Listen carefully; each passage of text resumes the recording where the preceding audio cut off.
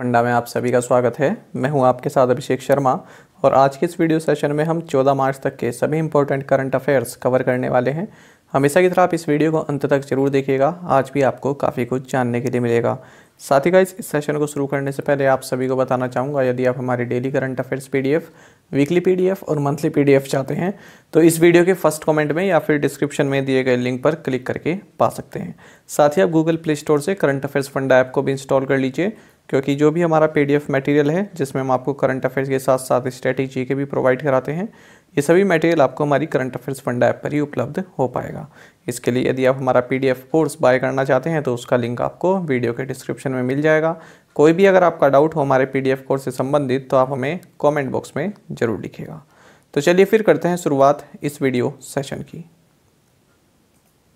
सबसे पहले 12 मार्च को पढ़े गए करंट अफेयर्स क्विकली रिवाइज कर लेते हैं। National Bank for Financing Infrastructure and Development यानी कि NABFID, इसको All India Financial Institution AIFI की तरह रेगुलेट और सुपरवाइज किया जाएगा under sections 45L and 45N of the RBI Act 1934। Rakesh Joshi, इन्हें Insurance Regulatory and Development Authority of India यानी कि IRDAI का होल टाइम मेंबर अपॉइंट किया गया है। यून सुक योल, इन्होंने साउथ कोरिया का प्रेसिडेंशियल इलेक्शन जीता है। Skoch state of governance rankings, इसमें आंध्र प्रदेश राज्य ने टॉप रैंक हासिल की है। कर्नाटक बैंक ने जो अंडर सर्व्ड पॉपुलेशन है वहां तक एनर्जी एक्सेस प्रोवाइड कराने के लिए SELCO solar light private limited के साथ MOU साइन किया है। आपको जानना चाहिए रिजर्व बैंक ऑफ इंडिया ने एक UPI 123 पे इस तरह का इनिशिएटिव लॉन्च किया है, जिसका मकसद है कि जो फीचर फ़ोन यूज़र्स हैं वो भी UPI पेमेंट्स कर सकें। Ministry of labour and employment, ये विश्वकर्मा राष्ट्रीय पुरस्कार और नेशनल सेफ्टी अवार्ड्स 1965 से जो है ऑपरेट कर रहे हैं, तो हाल ही में दिए गए इसलिए ये चर्चा में रहे। चेस की अगर बात करें तो Indian grand master SL Narayanan, इन्होंने ग्रैंड डिसची कॉटालिका इंटरनेशनल ओपन जो कि इटली में हुआ है इसको जीता है। फिक्की लेडीज़ ऑर्गेनाइजेशन, इन्होंने इंडिया का first fully women owned industrial park Telangana में ऑपरेशनलाइज किया है। क्रिसिल ने कहा है कि इंडियन इकोनॉमी 7.8% से ग्रो कर सकती है 2022-23 में। साथ ही आपको जानना चाहिए कि department of science and technology ने इंटेल इंडिया के साथ कोलैबोरेट किया है, जिसके तहत ये AI रेडीनेस को बूस्ट करेंगे अमंग हाई स्कूल स्टूडेंट्स। साथ ही आपको जानना चाहिए रिजर्व बैंक ऑफ इंडिया ने interest equalisation scheme for pre and post shipment rupee credit for MSME exporters, इसको 31 मार्च 2024 तक एक्सटेंड कर दिया है। कैटलीन नोवाक, ये हंगरी की फर्स्ट एवर फीमेल प्रेसिडेंट बनी है। लिव क्विक, ये फर्स्ट कंपनी बन गया है जिसने RBI की PPI इंटरऑपरेबिलिटी गाइडलाइंस को फॉलो किया है। साथ ही आपको जानना चाहिए कि टोन टेक, इसने वॉइस से UPI डिजिटल पेमेंट्स इस तरह का एक फीचर जो है रोल आउट किया है, जो फीचर फ़ोन यूज़र्स हैं उनके लिए, और किसके साथ पार्टनरशिप में, NSTL पेमेंट्स बैंक के साथ मिलकर। चलिए अब देखते हैं 14 मार्च तक के सभी important current affairs. Who has been appointed as chairman of the Insurance Regulatory and Development Authority of India? भारतीय बीमा नियामक और विकास प्राधिकरण के अध्यक्ष के रूप में किसे नियुक्त किया गया है? ऑप्शंस आपके सामने हैं, सही आंसर ऑप्शन C है। देखिए, गवर्नमेंट ऑफ इंडिया ने रिटायर्ड IAS ऑफिसर और former financial services secretary Debashish Panda, इनको Insurance Regulatory and Development Authority of India यानी कि IRDAI का चेयरमैन नियुक्त किया है शुरुआत के 3 साल के लिए। आपको बता दें कि ये जो अपॉइंटमेंट है ये लगभग 9 महीने के बाद आ रही है। मई 2021 में सुभाष चंद्र कुंडिया, इनका कार्यकाल पूरा हो गया था इस पद से, उसके बाद से IRDAI के चेयरमैन की जो पोजीशन है वो वैकेंट थी। आपको जानना चाहिए देबाशीष पांडा का नाम financial sector regulatory appointments search committee FSRASE इसके द्वारा रिकमेंड किया गया है।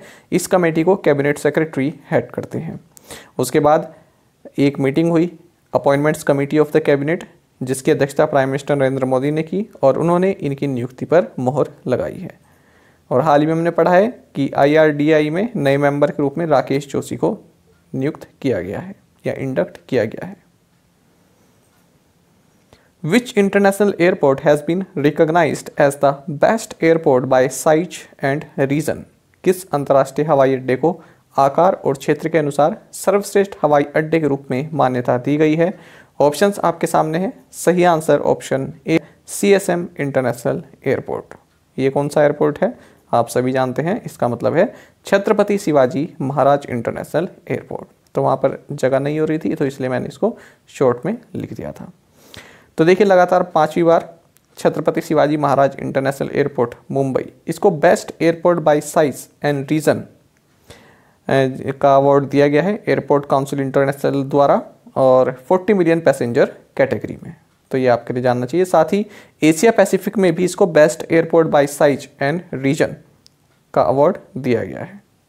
किसको? छत्रपति शिवाजी महाराज इंटरनेशनल एयरपोर्ट को। किसके द्वारा? एयरपोर्ट काउंसिल इंटरनेशनल के द्वारा। Which company has launched an e-commerce platform SuFin for B2B industrial products and services? किस कंपनी ने B2B औद्योगिक उत्पादों और सेवाओं के लिए एक ई-कॉमर्स प्लेटफॉर्म SuFin लॉन्च किया है? ऑप्शंस आपके सामने हैं। सही आंसर ऑप्शन ए रहेगा L&T। तो L&T यानी कि लार्सन एंड टुब्रो, इसने एक ई-कॉमर्स प्लेटफॉर्म लॉन्च किया है business to business B2B industrial products and services के लिए और इसका नाम दिया गया है L&T SuFin। तो ये लार्ज बिजनेसेस के साथ साथ MSMEs को भी टारगेट करता है।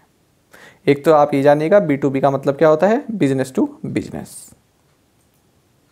साथ ही आपको जानना चाहिए L&T के CEO and MD SN Subramanian है और हेडक्वार्टर्स मुंबई में है। What is the authorized share capital of National Land Monetization Corporation? पूछ रहे हैं कि राष्ट्रीय भूमि मुद्रीकरण निगम की अधिकृत शेयर पूंजी कितनी है? सही आंसर ऑप्शन सी है 5000 करोड़ रुपीस। देखिए यूनियन कैबिनेट जिसकी अध्यक्षता प्राइम मिनिस्टर नरेंद्र मोदी द्वारा की गई, इन्होंने national land monetisation corporation NLMC तो इसको सेटअप करने की मंजूरी दे दी है और ये जो है गवर्नमेंट ऑफ इंडिया के पूर्ण स्वामित्व वाली कंपनी रहेगी जिसकी ऑथराइज्ड शेयर कैपिटल 5000 करोड़ है और paid up share capital 150 crore रुपए है। इन दोनों में अंतर क्या होता है मैं आपको कई बार बता चुका हूँ कि ऑथराइज्ड शेयर कैपिटल और पेड अप कैपिटल में क्या अंतर होता है। आपको एक चीज़ यहाँ पर समझनी चाहिए कि जो नेशनल लैंड मोनेटाइजेशन कॉरपोरेशन है तो ये सेटअप की जाए, इस तरह का जो प्रपोज़ल है ये 2021-22 के बजट में किया गया था। देखिए आप सभी जानते हैं कि गवर्नमेंट ऑफ इंडिया के अंतर्गत जितनी भी कंपनीज आती हैं जो सेंट्रल पब्लिक सेक्टर्स एंटरप्राइजेस हैं या फिर सेक्टर है जैसे रेलवे का सेक्टर है, तो इनकी कई तरह की ऐसी लैंड होती है, ऐसी बिल्डिंग्स होती हैं जो कि सही से यूटिलाइज नहीं हो पा रही या फिर जिनका काम नहीं है, जिनका काम कोई नहीं पड़ता है, वो खाली पड़ी हैं, तो उनको मोनेटाइज करने का काम है, यानी कि उनको लीज पर दे देंगे।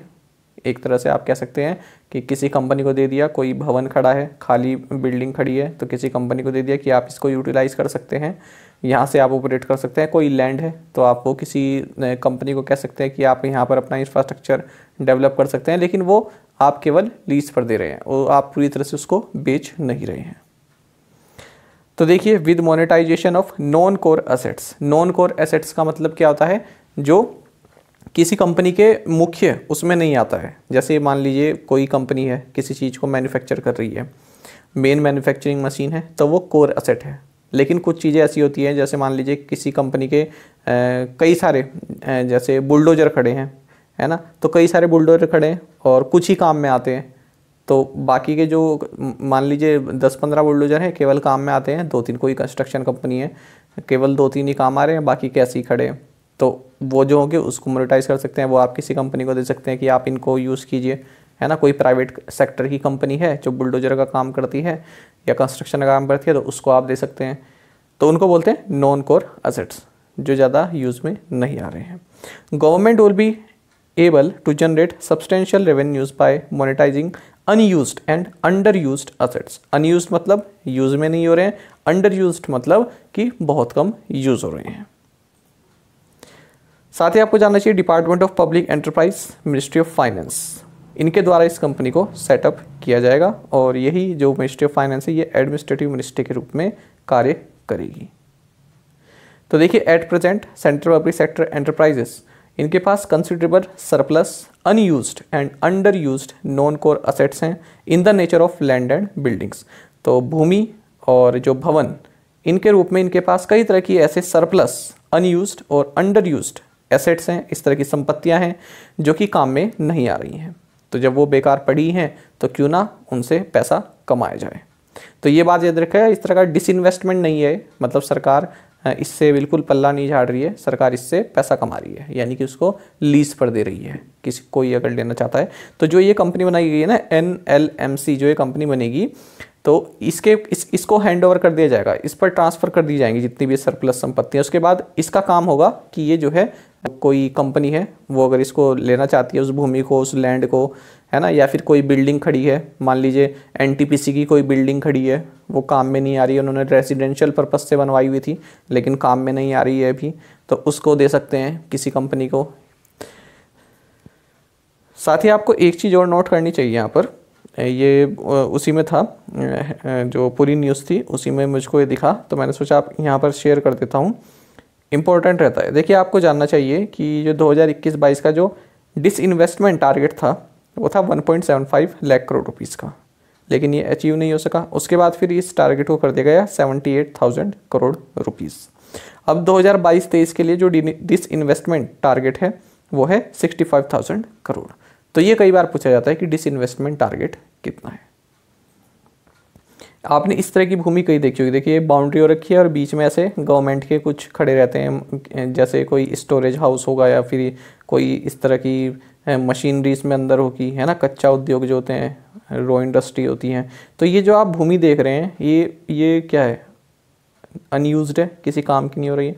इससे अच्छा क्यों ना इसको किसी कंपनी को देकर, किसी प्राइवेट सेक्टर को देकर यहाँ से पैसा कमाया जाए कि आप इसको यूज़ कर लीजिए। BIS inked an MOU with which IIT for activities on standardization। BIS ने मानकीकरण पर गतिविधियों के लिए किस IIT के साथ एक समझौता ज्ञापन पर हस्ताक्षर किए हैं? सही आंसर ऑप्शन डी है, IIT रुड़की। तो BIS का मतलब है ब्यूरो ऑफ इंडियन स्टैंडर्ड्स, जो कि एक गवर्नमेंट एजेंसी है under the union ministry of consumer affairs, food and public distribution. तो इसने एक MOU साइन किया है Indian Institute of Technology Roorkee के साथ, जिसके तहत ये BIS स्टैंडर्डाइजेशन चेयर प्रोफेसर इसकी इस्टेब्लिशमेंट करेंगे। The Reserve Bank of India has directed which payments bank to stop with immediate effect the onboarding of new customers. पूछना है कि भारतीय रिजर्व बैंक ने किस भुगतान बैंक को नए ग्राहकों के ऑनबोर्डिंग को तत्काल प्रभाव से रोकने का निर्देश दिया है? ऑप्शंस आपके सामने हैं। सही आंसर ऑप्शन बी है, पेटीएम पेमेंट्स बैंक। तो रिजर्व बैंक ऑफ इंडिया ने पेटीएम पेमेंट्स बैंक को कहा है कि आप इमीडिएट इफेक्ट से नए कस्टमर्स को जो है जोड़ना अभी बंद कीजिए, और इसके लिए रिजर्व बैंक ऑफ इंडिया ने बैंकिंग रेगुलेशन एक्ट 1949 की सेक्शन 35A को यूज़ किया है। इसके तहत ये डायरेक्शन पेटीएम पेमेंट्स बैंक को दी है। यहाँ पर आपको जानना चाहिए कि पेटीएम पेमेंट्स बैंक, इसने 23 मई 2017 को अपना ऑपरेशन शुरू किया था, और जो पेटीएम के फाउंडर एंड CEO हैं विजय शेखर शर्मा, इनके इसमें 51% जो है शेयर हैं, स्टेक हैं, और 197 कम्युनिकेशंस, इसके यहाँ पर 49% स्टेक हैं इस बैंक में, ये भी आपको जानना चाहिए। और हाल ही में हमने ये भी जानना चाहिए कि पेटीएम ने Indian railway catering and tourism corporation यानी कि IRCTC के साथ भी पार्टनरशिप की है। किस लिए? To provide consumers with digital ticketing services via automatic ticket vending machines installed at railway stations across the country. तो जो ऑटोमेटिक टिकट वेंडरिंग मशीन्स जो इंस्टॉल्ड हुई हैं रेलवे स्टेशंस के पास, तो उनकी सहायता से डिजिटल टिकटिंग सर्विसेज प्रोवाइड कराने के लिए पेटीएम ने IRCTC के साथ एक MOU साइन किया है। विच स्टेट अनाउंस्ड मुख्यमंत्री 4 श्रमिक कल्याण प्रकल्प स्कीम। तो किस राज्य ने मुख्यमंत्री 4 श्रमिक कल्याण प्रकल्प योजना की घोषणा की है? सही आंसर ऑप्शन ए है, त्रिपुरा। तो देखिए जो त्रिपुरा में टी गार्डन वर्कर्स हैं, जो चाय के जो बागान होते हैं उसमें जो वर्कर्स हैं, लगभग 7,000 से ज़्यादा वर्कर्स जो हैं उनको यहाँ पर कवर किया गया है इसी स्कीम में। तो उनको जो है स्पेशल स्कीम उनके लिए लॉन्च की गई है, जिसके तहत उन्हें हाउसिंग, राशन और फाइनेंशियल सपोर्ट प्रोवाइड कराया जाए। 85 करोड़ रुपए का बजट है इस स्कीम का। बाकी आपको जानना चाहिए त्रिपुरा के गवर्नर सत्यदेव नारायण आर्य हैं, चीफ मिनिस्टर बिप्लब कुमार देव हैं, कैपिटल अगरतला है। Who has been appointed as chairperson of the court-appointed high-powered committee for चार धाम highway project?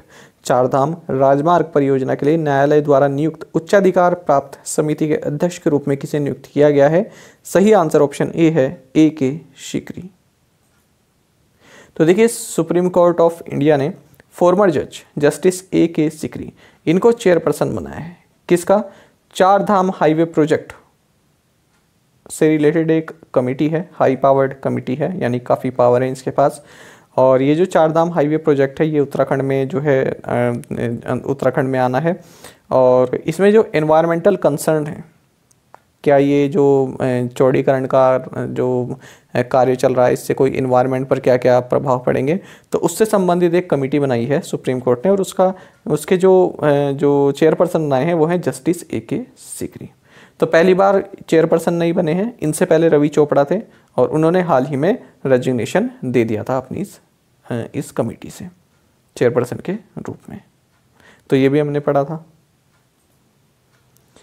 Every year on which date the world celebrates pi day? हर साल किस तारीख को दुनिया पाई दिवस मनाती है? सही आंसर ऑप्शन सी है, मार्च 14। तो यहाँ पर देखिए, ये सरकमफेरेंस है, ये डायमीटर है, ये रेडियस है। आगे पढ़ेंगे कि क्या है इसे। देखिए, पाई डे जो है ये मैथमेटिकल कांस्टेंट के रूप में मनाया जाता है। पाई आप सभी जानते होंगे। और 14 मार्च को क्यों मनाया जाता है? देखिए, एक तो तीसरा महीना है और 14 क्या है आपकी यहाँ पर तारीख है। तो पाई की वैल्यू जो होती है, जो शुरुआत की 3 जो इम्पोर्टेंट फिगर्स हैं 3.14 है ना, तो ये बन गया 14 मार्च से, ये बन गया ना तीसरा महीना और 14 तारीख। तो इसलिए पाई डे इसी दिन मनाया जाता है। आपको बता दें इसको जो है 1988 में लैरी सॉ द्वारा फाउंड किया गया था। It was founded in 1988 by Larry Shaw. अब पाई को हम डिफाइन कैसे करते हैं? इसको डिफाइन करते हैं as the ratio of circle circumference to its diameter. तो सर्कल का सर्कमफेरेंस और फिर उसके डिनोमिनेटर में डायमीटर। तो इस तरह से हम डिफाइन करते हैं पाई को 3.14, जो मैंने आपको इससे पहले फिगर दिखाया। बाकी आपको जानना चाहिए 2019 में यूनेस्को ने अपनी 40th जनरल कॉन्फ्रेंस में डिसाइड किया था कि पाई डे मनाया जाएगा इंटरनेशनल डे ऑफ मैथमेटिक्स के रूप में। Which of the following has inked a pact with Solar Energy Corporation of India Limited for cooperation in the field of renewable energy? पूछ रहे हैं कि निम्नलिखित में से किसने अक्षय ऊर्जा के क्षेत्र में सहयोग के लिए solar energy corporation of India limited के साथ समझौता किया है? सही आंसर ऑप्शन डी है, हिंदुस्तान पेट्रोलियम कॉरपोरेशन लिमिटेड। तो HPCL और solar energy corporation of India इन्होंने एक पैक्ट साइन किया है जिसके तहत ये renewable energy, electric mobility and alternative fuels इस क्षेत्र में कोलैबोरेट करेंगे और कोऑपरेशन करेंगे। Who is the author of the book titled Soli Sorabjee life and times? तो इस पुस्तक के लेखक कौन है? सही आंसर ऑप्शन डी है, अभिनव चंद्रचूड़। तो पेंगुइन रैंडम हाउस इंडिया इन्होंने एक ऑथराइज्ड बायोग्राफी जिसका टाइटल है सोली सोराबजी लाइफ एंड टाइम्स इसको अनाउंस किया है और इसके ऑथर हैं advocate and legal scholar Abhinav Chandrachud. Titan Company's subsidiary has inked a pact to acquire 17.5% voting rights in US-based Great Heights. Who owns Titan? तो Titan company की सहायक कंपनी ने अमेरिका स्थित ग्रेट हाइट्स में 17.5% वोटिंग अधिकार हासिल करने के लिए समझौता किया है। आपको बताना है टाइटन का मालिक कौन है, टाइटन का जो मालिकाना हक है वो किस कंपनी के पास है? सही आंसर ऑप्शन ए है, टाटा ग्रुप। तो देखिए, टाइटन कंपनी की सब्सिडरी है TCL north America, TCL NA। तो इसने एक पैक्ट साइन किया है जिसके तहत ये यूएस बेस्ड ग्रेट हाइट्स में 17.5% वोटिंग राइट्स एक्वायर करेगी। Which country's Army Research Center signed an MOU with Center for Land Warfare Studies India? किस देश के सेना अनुसंधान केंद्र ने भारत के भूमि युद्ध अध्ययन केंद्र के साथ एक समझौता ज्ञापन पर हस्ताक्षर किया है? सही आंसर ऑप्शन डी है, ऑस्ट्रेलिया। तो देखिए लेफ्टिनेंट जनरल रिचर्ड बुक जो कि ऑस्ट्रेलियन आर्मी के चीफ हैं, तो ये इंडिया में 3 दिन की विजिट पर रहे। तो इन्होंने जो है centre for land warfare studies clause जिसको बोलते हैं, ये एक इंडियन आर्मी का थिंक टैंक है न्यू दिल्ली में, तो यहाँ पर इन्होंने इसको विजिट किया। साथ ही ऑस्ट्रेलियन आर्मी रिसर्च सेंटर, इसने एक MOU भी साइन किया है इसी के साथ centre for land warfare studies के साथ, जिसके तहत ये एकेडमिक कोऑपरेशन और इंगेजमेंट को बढ़ाएंगे। Union minister for MSME dash launch the MSME innovative scheme incubation design and IPR along with the MSME idea hackathon 2022। तो इसमें आपको बताना है कि केंद्रीय MSME मंत्री, फिर उनका नाम बताना है, इन्होंने MSME आइडिया हैकाथॉन 2022 के साथ MSME इनोवेटिव स्कीम लॉन्च किया है। सही आंसर ऑप्शन बी है, नारायण राणे। तो union minister for MSME Narayan Rane हैं, सभी जानते हैं, कई बार डिस्कस किया गया है। इन्होंने MSME innovative scheme incubation design and IPR, इसको MSME आइडिया हैकाथॉन 2022, इन दोनों को ही लॉन्च किया है। Google cloud and which e-commerce firm have entered into a multi-year strategic partnership to improve innovation? Google cloud और किस ई-कॉमर्स फर्म ने नवाचार में सुधार के लिए बहुवर्षीय रणनीतिक साझेदारी में प्रवेश किया है? सही आंसर ऑप्शन बी है, फ्लिपकार्ट। तो गूगल क्लाउड और ई-कॉमर्स फर्म फ्लिपकार्ट, इन दोनों ने एक मल्टी-ईयर स्ट्रेटेजिक जो है साइन की है, जिसके तहत ये फ्लिपकार्ट की इनोवेशन एंड क्लाउड स्ट्रेटजी को फास्ट ट्रैक करेंगे। अब देख लेते हैं प्रीवियस असाइनमेंट क्वेश्चंस के answer. Who is the president of the European Commission? Answer is Ursula von der Leyen. Mark Rutte is the prime minister of which country? The Netherlands. Which state government will implement Aama Yojana and Vahini scheme? Sikkim. Indian coast guard is the 4th largest coast guard in the world. Which state has announced a camel protection and development policy? Answer is Rajasthan. और आप में से कई students ने बिल्कुल सही answer दिया है, इसी तरह से आप पार्टिसिपेट करते रहें। साथ ही आपको बता दें, यदि आप ESIC UDC का फेज़ 1 यानी कि प्रीलिम्स एग्जाम देने जा रहे हैं, तो करंट अफेयर्स फंडा द्वारा प्रोवाइड कराई गई मॉक टेस्ट को आप जरूर अटेम्प्ट करें। फ्री मॉक टेस्ट भी अवेलेबल है हमारी ऐप पर, यदि आपको अच्छे लगे तो आप इसको बाय भी कर सकते हैं। प्राइस बहुत ही कम रखा गया है, 111 रुपये रखा गया है। इसीलिए रखा गया है ताकि ज़्यादा से ज़्यादा बच्चे इसमें इनरोल कर सकें और इसका फ़ायदा ले सकें। और टेस्ट देखिए 20 टेस्ट हैं, 8 फुल लेंथ टेस्ट हैं और 12 मल्टी सब्जेक्ट टेस्ट हैं, जिसमें banking, insurance, current affairs, strategy के, इकोनॉमी, ये सब टेस्ट इसमें इंक्लूड हैं। तो ये आपको केवल इसी एग्ज़ाम के लिए नहीं बल्कि आगे भी जो एग्ज़ाम होंगे उनमें भी आपको फ़ायदा देगा, क्योंकि करंट अफेयर्स के क्वेश्चन ऐसा नहीं है कि यहीं तक सीमित रह जाएंगे, आगे कोई एग्जाम होगा उसमें आपके फ़ायदे करेंगे। स्ट्रेटेजी के तो हमेशा सदाबहार है, वो तो आपसे कुछ भी पूछा सकता है ना, तो उसके क्वेश्चंस आपको यहाँ पर मिल जाएंगे, बेहतरीन क्वेश्चन। तो यदि आप लेना चाहें तो करंट अफेयर्स फंडा ऐप को आप इंस्टॉल कीजिए, वहाँ पर आपको ये प्रोडक्ट मिल जाएगा। गांधीज मे क्विट पोस्ट टुडे ओवर पोल ड्रॉपिंग। तो ये हेडलाइन है, गांधीज मे क्विट पोस्ट टुडे ओवर पोल ड्रॉपिंग। गांधी इसका मतलब जो आपकी सोनिया गांधी, राहुल गांधी और प्रियंका जो गांधी हैं, इनकी बात कर रहे हैं कि अपनी पोस्ट छोड़ सकते हैं आज ओवर पोल ड्रॉपिंग, पोल ड्रॉपिंग के वजह से। तो हमारा शब्द है ड्रॉपिंग। ड्रॉपिंग का मतलब होता है करारी हार, अ बीटिंग और serious defeat specially in sports competition. पर यहाँ पर तो स्पोर्ट्स नहीं है, स्पेशली लिखा है ना कि ज़्यादातर स्पोर्ट्स में यूज़ होता है, लेकिन आप पॉलिटिक्स में भी यहाँ पर यूज़ कर सकते हैं। हालांकि इन्होंने क्विट नहीं किया है, सहमति ये बनी है कि सोनिया गांधी जो है बनी रहेंगी अध्यक्ष। तो ये पहले की एडिंग है, मतलब जब मीटिंग नहीं हुई थी कि गांधीज मे क्विट पोस्ट टुडे ओवर पोल ड्रॉपिंग। तो ड्रॉपिंग का मतलब क्या हो गया? करारी हार। तो पोल में जो करारी हार हुई है उसी की वजह से गांधीज क्विट कर सकते हैं, ऐसा अनुमान लगाया जा रहा है। मर्मर इन कांग्रेस अगेंस्ट गांधी सिबलिंग्स। तो दूसरी हेडलाइन है हमारी ये, तो इसमें हमारा शब्द है मर्मर। मुरमुरा आप नहीं इसको पढ़ेंगे, म। तो म का मतलब होता है निम्न मंद स्वर में कुछ कहना, बड़बड़ाना, बुनबुनाना। जैसे कुछ धीरे धीरे बोलते हैं ना हम, कि जैसे कोई व्यक्ति है ना, कोई मीटिंग चल रही है, फिर हम धीरे से बोलते हैं उसमें, मतलब किसी को सुनाई ना दे, किसी के बारे में हम कोई बात कहते हैं, तो वही बोल रहे हैं कि कांग्रेस में म चल रही है, यानी कि बहुत धीरे धीरे कुछ बड़बड़ा रहे हैं लोग। किस बारे में? Against Gandhi sibling. सिबलिंग का मतलब आप सभी जानते हैं, भाई या बहन। तो सिबलिंग का मतलब क्या हुआ? राहुल और जो उनकी बहन है, ठीक है।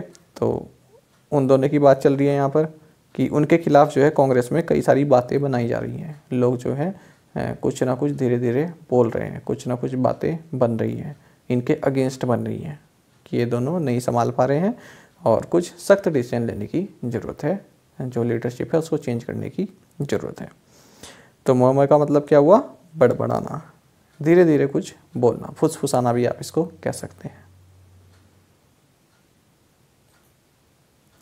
अब देखते हैं आज के assignment questions.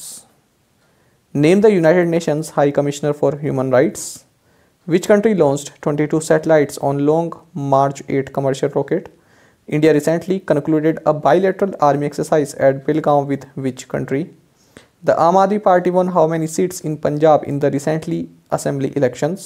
Which laboratory has recently generated the highest sustained energy pulse ever created by fusing together atoms? तो पांचों क्वेश्चंस के आंसर आप हमें कमेंट बॉक्स में जरूर बताइएगा। यदि आपको एक क्वेश्चन का आंसर भी आता है तो वो भी आप हमें कमेंट बॉक्स में बता सकते हैं। साथ ही करंट अफेयर्स फंडा को आप टेलीग्राम पर भी ज्वाइन कर सकते हैं। यहाँ पर रेगुलर वीडियो अपडेट्स और करंट क्विज़ेस हम आप सभी के डालते रहते हैं। साथ ही डिस्कशन ग्रुप में आप किसी भी क्वेश्चन का सोल्यूशन पा सकते हैं। दोस्तों, यहाँ पर हमारे करंट अफेयर्स की प्लेलिस्ट दी गई है, इसको आप जरूर देखें और अपने दोस्तों के साथ, फेलो फ्रेंड्स के साथ हमारे करंट अफेयर्स को शेयर जरूर करें। आज का ये सेशन आपको कैसा लगा कमेंट बॉक्स में जरूर बताइएगा। Thank you guys.